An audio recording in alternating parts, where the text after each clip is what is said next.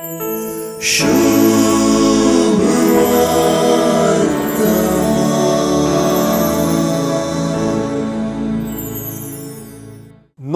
देवस्तुतीच्या वर्साचो नवो दीस उदेला. क्रिस्त येण्याचो काळ आज सुरवात जाला. आयच्या शुभ वर्तमानाची भास गुपित आणि समजन असलेली न्हय, बगार स्पष्ट, सुडाळ आणि शीदा आसून क्रिस्ता येण्याक आणि नतालांच्या फेस्ताचे तयारायेक भोव गरजेची सूचना आटापता.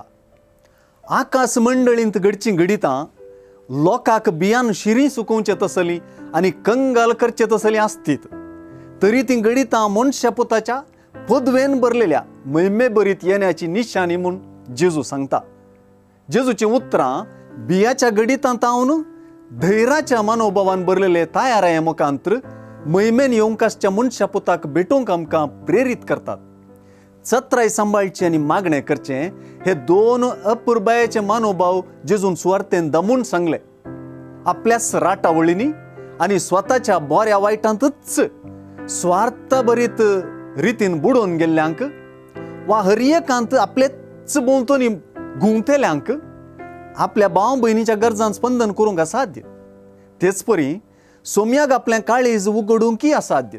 देखून ह्या सरसंगतींनी सत्राय सांबाळूंक आनी देवाक आनी पेल्याक जोगतेपणी स्पंदन जावंक सुवार्थेंत जेजू जागयता आनी सत्राय सांगता.